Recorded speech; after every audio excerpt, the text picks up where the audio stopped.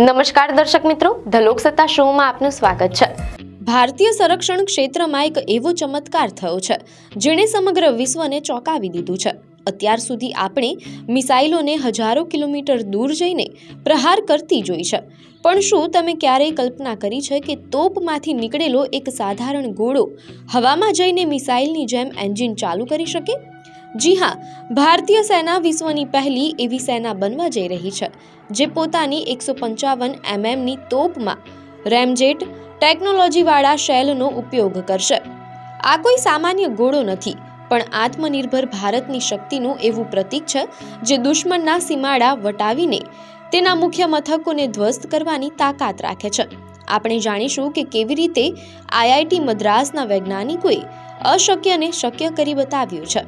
આ ક્રાંતિકારી ટેકનોલોજી પાછળ ભારતની સૌથી પ્રતિષ્ઠિત સંસ્થા આઈઆઈટી મદ્રાસના વૈજ્ઞાનિકો અને ભારતીય સેનાની મહેનત છુપાયેલી છે।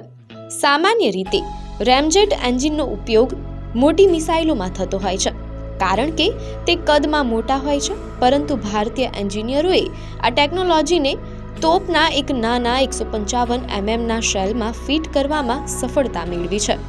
મીડિયા અહેવાલો અનુસાર આઈઆઈટી મદ્રાસની એરોસ્પેસ એન્જિનિયરિંગ શાખાએ તૈયાર કરેલો આ ગોળો હવામાંથી જ ઓક્સિજન ખેંચીને પોતાની ગતિમાં જબરદસ્ત વધારો કરે છે। આ ગોળાનું રાજસ્થાનની પોખરણ રેન્જમાં સફળ પરીક્ષણ કરવામાં આવ્યું છે, જે સાબિત કરે છે કે ભારત હવે સંરક્ષણ ટેકનોલોજીમાં પશ્ચિમી દેશોને પણ ટક્કર આપી રહ્યું છે। રેમજેટ એ એક એવું અનોખું એન્જિન છે જેમાં કોઈ ફરતા ભાગો જેમ કે પંખા કે ટર્બાઇન હોતા નથી। તે સામેથી આવતા પવનની ગતિનો જ ઉપયોગ કરીને ઈંધણને બાળે છે અને પ્રચંડ ધક્કો એટલે કે થ્રસ્ટ પેદા કરે છે। આ એન્જિનને ચાલુ થવા માટે ખૂબ જ ઊંચી ઝડપની જરૂર હોય છે। જ્યારે તોપમાંથી આ ગોળો છૂટે છે ત્યારે તે તત્કાલ મેક 2 એટલે કે અવાજની ગતિ કરતાં બમણી ઝડપ પકડી લે છે। આ પ્રચંડ ઝડપને કારણે રેમજેટ એન્જિન આપોઆપ સક્રિય થઈ જાય છે। પરિણામે જે સાધારણ ગોળો 30 થી 40 કિલોમીટર સુધી જઈ શકતો હતો તે હવે આશરે 70 કિલોમીટર કે તેનાથી પણ વધારે દૂર સુધી સચોટ નિશાન સાધી શકે છે। આ આવિષ્કારની સૌથી મોટી ખૂબી એ છે કે આ રેમજેટ ગોળાનો ઉપયોગ કરવા માટે સેનાએ કોઈ નવી કે મોંઘી તોપો ખરીદવાની જરૂર નથી।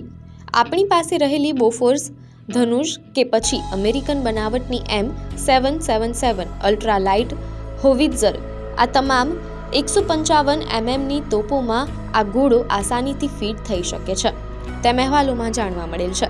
અત્યાર સુધી તોપોની રેન્જ વધારવા માટે ભારતને વિદેશી કંપનીઓ પર નિર્ભર રહેવું પડતું હતું અને કરોડો રૂપિયા ખર્ચવા પડતા હતા, પરંતુ હવે સ્વદેશી રેમજેટ શેલને કારણે ભારત પોતાની ફાયર પાવરમાં આશરે 30 થી 50% વધારો માત્ર દારૂગોળો બદલીને જ કરી શકશે। આ મિસાઇલોની સરખામણીએ અત્યંત સસ્તું છે અને યુદ્ધ સમય હજારોની સંખ્યામાં વાપરી શકાય તેમ છે। ભારતીય સેનાની આર્ટિલરી એટલે કે તોપખાનું હવે સુપર પાવર બની ગયું છે। સામાન્ય રીતે યુદ્ધમાં તોપોનો ઉપયોગ દુશ્મનની આગળની હરોળને તોડવા માટે થાય છે, પરંતુ 70 કિલોમીટરની રેન્જ મળવાને કારણે હવે ભારતીય સેના સીમાથી ઘણા પાછળ રહેલા દુશ્મનના સપ્લાય ડેપો, કમાન્ડ સેન્ટર્સ અને હેડક્વાર્ટર્સને નિશાન બનાવી શકશે। અત્યાર સુધી આ કામ મિસાઇલો કે વાયુસેના દ્વારા કરવામાં આવતું હતું, પરંતુ હવે તોપના ગોળા જ દુશ્મનો માટે કાળ બનીને ત્રાટકશે। આનાથી દુશ્મનને બચવા માટે કોઈ સુરક્ષિત ઠેકાણું નહીં મળે, કારણ કે તોપના ગોળાને રોકવા મિસાઇલ ડિફેન્સ સિસ્ટમ માટે પણ લગભગ અશક્ય હોય છે। મીડિયા અહેવાલો અનુસાર ભારત આ ટેકનોલોજીને સેનામાં સક્રિયપણે સામેલ કરનારો વિશ્વનો પ્રથમ દેશ બનવા જઈ રહ્યો છે। આ સાબિત કરે છે કે ભારતીય વૈજ્ઞાનિકોની પ્રતિભા હવે વિશ્વ સ્તરે શ્રેષ્ઠ છે। આ માત્ર એક હથિયાર નથી, પણ ભારતના વધતા જતા વ્યૂહાત્મક પ્રભાવનું પ્રતીક છે। ભારત હવે સાચા અર્થમાં સંરક્ષણ ક્ષેત્રે આયાતકાર મટીને ટેકનોલોજી લીડર બની રહ્યું છે। આઈઆઈટી મદ્રાસ અને સેનાના જવાનોનું આ સંયુક્ત સાહસ ભવિષ્યમાં ભારતની સુરક્ષાને અભેદ્ય બનાવશે। આપને માહિતી સારી લાગી હોય તો વિડીયોને લાઇક અને શેર કરજો, ચેનલને સબસ્ક્રાઇબ કરજો।